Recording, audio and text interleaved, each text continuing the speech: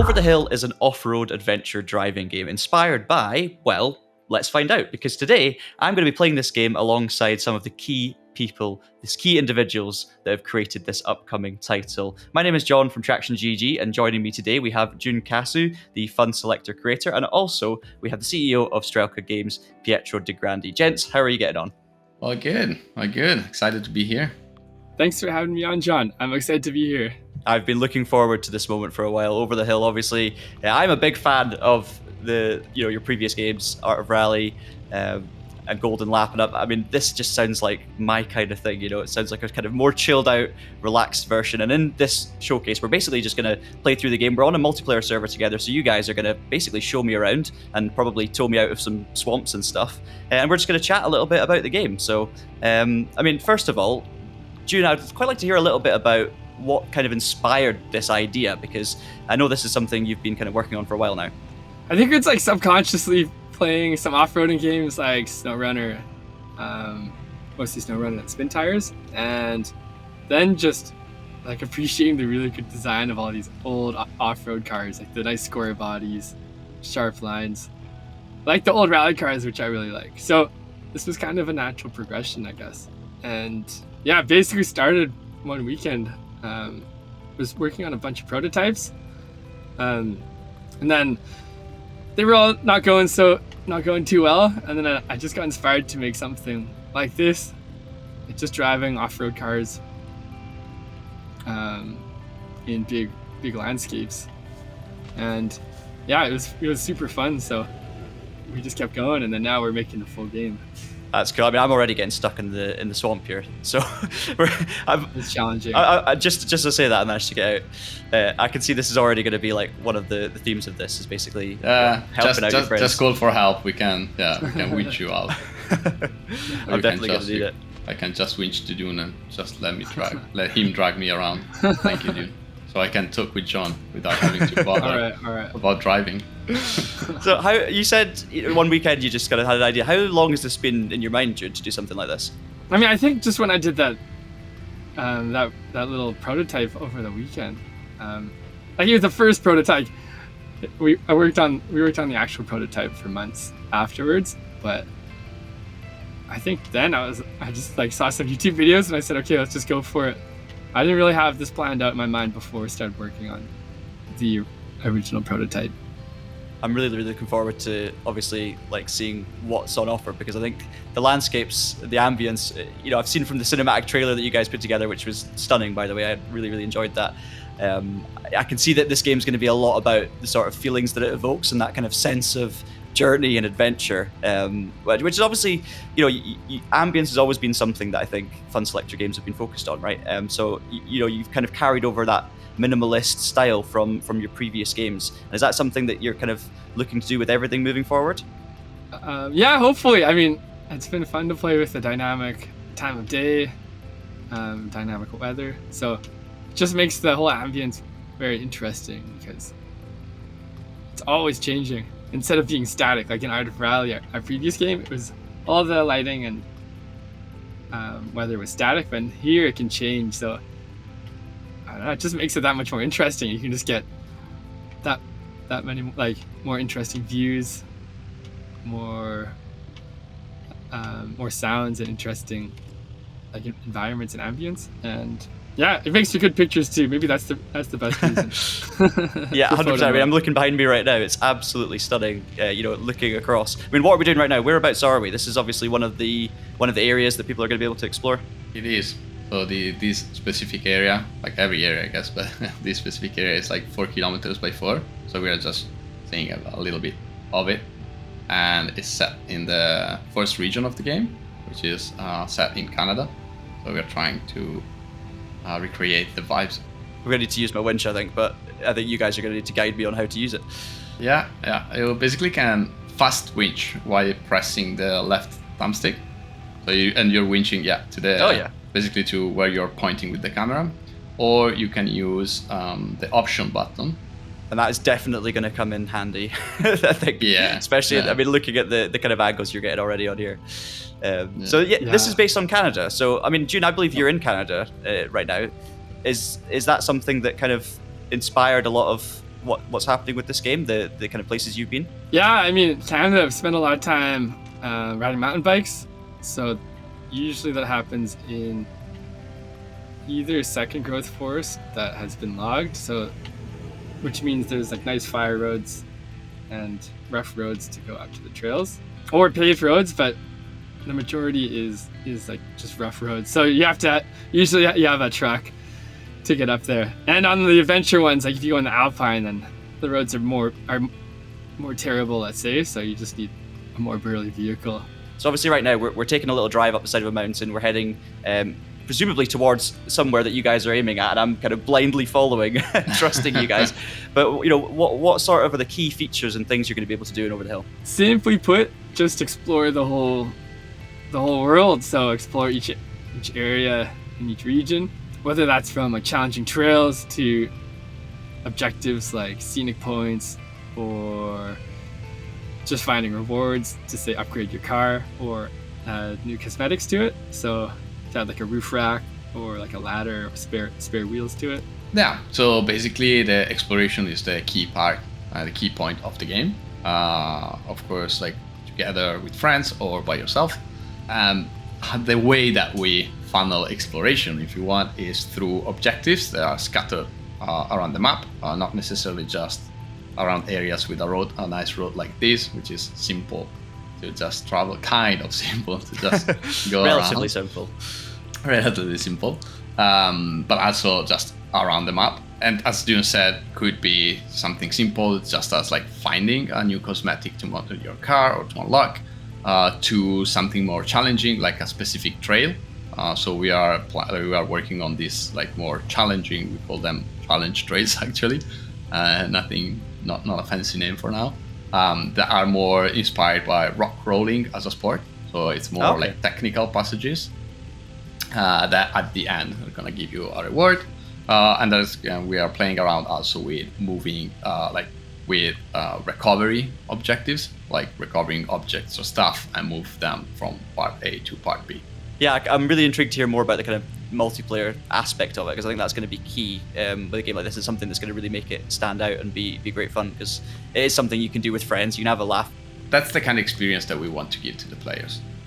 Just spending times like quality time with your friends, but even just with yourself. Like Over the Hill is meant to be a relaxing game in a way. So it's meant to spend some quality time going around, enjoying the environment, and being a little bit challenged while driving, and also being silly with your friends. I mean, playing with Dune now is behaving, but playing with Dune is always fun because it's the biggest troll you can imagine.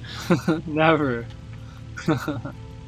I can see the sky kind of going pink as well, so you've almost got that sunset feeling, and then it's obviously dynamic. Time of day. Definitely a thing here in Over the Hill. Yeah, definitely. I mean, you can go night to morning to afternoon to dusk and then repeat it. So yeah, hopefully we can get some time with the headlights on. Yeah, night is coming. Getting lost becomes a different game. Yeah, night's coming. I can turn my headlights on now and they're working pretty well. With some things like winches, have you got like limits to how far you can obviously go? Is that stuff you can upgrade potentially through the game? At the moment, we have a few upgrades. One is the winch, so it's like both the how powerful it is, and also how far it can go. Then you can upgrade the engine, the tires, and the engine, both like the speed and the torque, and the tires for grip. We're so close, guys. We're so close. Let's try this. Let's try a winch train. Okay. There we go. You can definitely see the sun kind of going down here. Oh yeah, sure. Yeah, another feature you asked about features. Another feature, it's photo mode. I spent more time than I would like to admit in photo mode during my working days. You can see just how much detail mud is accumulating on the vehicle. Yeah. You can definitely feel it getting dark. So are there things like camp that you can set up in different places and get through the night, or how does that stuff work? Yeah, so after a certain point in the evening, you are able to set up camp, which is basically gonna skip fast through the night and bring you to the morning, basically. So you see the night going like fast forward and get you to the morning. And in order to camp, you have to have all the other players in the same area. So if someone is like lost somewhere, you cannot camp, basically. So you have to regroup. Oh wow! So you might have some late night, searching sessions going on, trying to find your friends. Yeah, that's the idea. The idea is that if someone gets lost, you have to find it before being able to camp. So basically, now if you see, there is the camping symbol above the for L and for H. Yep. And you need to find like a plain place to do it. Let's see. So then I'm assuming you mentioned 4L, 4H. That's like a gear ratio. So I'm assuming that comes into the kind of physics of exploration and trying to use your vehicle to your advantage. Yeah, it's very intuitive. Like if you know a little bit cars, like in a way that 4H, like it's the normal gear ratio. It goes slightly faster, normal terrains. But then as soon as you start struggling a little bit and started to struggle for grip for the low gears, really helps. Yeah, so that kind of minimalist almost art style translates to the gameplay as well, and the sorts of things you can, the structure of the game, and it's something that anyone can jump on, which is always great. This is looking amazing, guys. The lighting is incredible. I almost feel like I'm on another planet at this point. That's so nice to drive during the night. That is something I noticed as well, the kind of deformation as you're driving over, so it's leaving marks in the ground, and you can drive through water, but all of these sorts of things are kind of they all add to the realism feeling of it and kind of add to the experience, because these are the sorts of things that are going to be happening. And I did notice that already. So even in the dark there, you can see it too. Just the dust being kicked up as well behind all the vehicles. And yeah, it's incredible to kind of witness this visually so far. I like obviously the transitions as well. Now it feels like we're kind of in the middle of nowhere. We're high up in the mountains, and it feels very kind of desolate and scary almost. Whereas down the bottom it was all swampy, and down by the water there's big variation even within a relatively small amount of space. So is there a lot of thought that goes into the kind of design of each individual location to give that variety? Like there is a bit of variety for every region. So here, we started from the swamp. There is of course that we haven't so far, but it's also like forest and the lake down on the like lower part of the map. And then there are mountains, so we are now going up to the mountains, and in a bit you're gonna start seeing snow around, and ice, which is very scary from a gameplay point of view, because like snow is kind of okay, but ice is very slippery. So surface, grip levels change in a kind of realistic fashion as well then, so that's all adds to the challenge. So obviously we've seen the kind of shifting time of day and the dynamicism there. Do you also have dynamic weather in this game? Yeah, we do. We have around 15 different type of weather. From being like cloudy, like light rain, heavy, and this is slippery. It's Monte Carlo rally time, yeah. Yeah. Yeah, it's so technical, like grip, elevation, everything, and especially the swamp. So it's definitely not an easy game. Yeah, I mean, I can see the multiplayer, being a big part of this. Yeah, just having a laugh. I mean, how is the multiplayer going to be integrated into this game then? Because obviously there's going to be the ability to play solo, and I'm assuming there's going to be layers of progression here and discovery, obviously, as you've been talking about. But how does that actually translate into a multiplayer session? We want to give the players like a consistent experience, so we decided to opt for a multiplayer that allows the players to keep their progression like between single player, multiplayer, etc. So that means that if you have your own progression in single player and then you join someone else's game, you're gonna still have your own progression, and you're still gonna unlock your own goals and objectives. So you're not gonna join someone else's match. It's just gonna join someone else in the map, but then you have your own things going on. And that also means that yes, you can do things together. So let's say that we both don't have an objective unlocked. We can do and unlock it together. So if we are inside a close range when we unlock the thing, then it's positive results for everyone. But even if I already done it, we can also do it together and just gonna complete the goal again I'm trying desperately to get some momentum here, but I'm going to need a big shove. But also, this could end so badly. I'm absolutely flat out, and I'm not moving, so maybe need to reverse a little bit. There we go. Right, and then I'm stuck. I'm gonna winch to you. Yeah, you can winch to me. Done it. Go. Let's go. We're going like rubbers. Does the weather change depending on different situations? So for example, this is a snowy, slippery road right now. Is there any moments when this road becomes fully dry, or the snow goes away, or is that to do with the time of day? Or is it always the same? So the level of snow, the standard level of snow, is always pretty much the same. So this road is gonna be like this, and it's part of the level design. So now I think we might struggle to get to the top, because this is actually one of the most difficult road in terms of snowiness that there are in this area. This looks cozy. This is reminding me of home a little bit. It was difficult enough getting to this house, so I'm not sure we'll make it all the way up there. But we're all there though. We can finally make camp.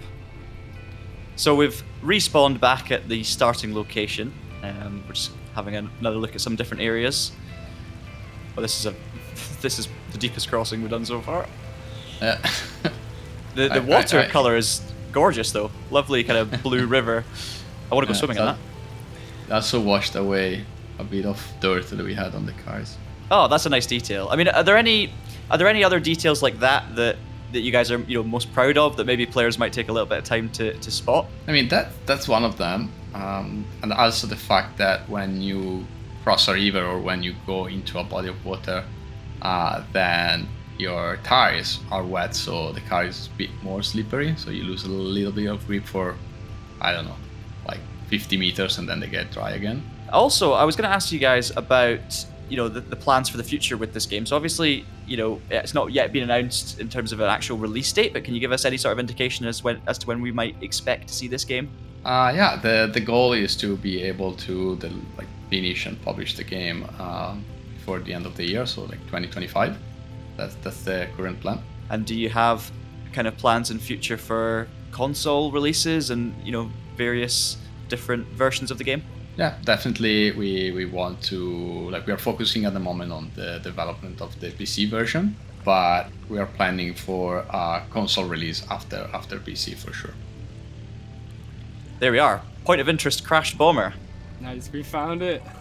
So this is the sort of objective that we'd be looking to complete, discovering things like this, areas like this where there are items and other discoverables. Yeah, exactly. That's the idea. So is this then one of the kind of challenge routes that are going to make up this game? Yeah, this is the one that we are working on as a sample, basically.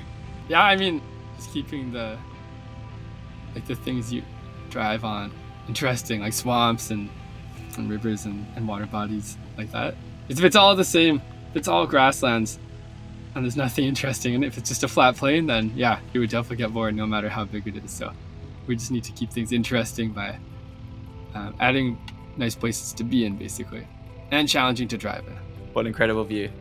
Let me have a look at photo mode up here just to get a kind of idea of what that grand scale we're talking about. The lake from here on your left, and the swamp, the big swamp on the right. Yeah, it's stunning stuff. And if you look on your right, you can see the side, like the edge line of the mountains that we were crawling before. Oh wow, incredible! So all that detail that exists there, you can see from that far away. Yeah, so it's all That's now really it's a cool. bit cloudy. Yeah, up there, but yeah, we were there basically. So we're going to do a quick cycle through a different time of day, and there you can see it getting dark. Oh, that's really quite eerie. Then all the way through. Yeah, beautiful stuff. I'm really, really looking forward to exploring more of Over the Hill, and it's been thoroughly enjoyable experiencing this for the first time. And thank you to both Pietro and June for taking the time to kind of show me the game. And yeah, all the best of luck with it, guys, because I know you guys will be very, very excited to see what the public think of it as well.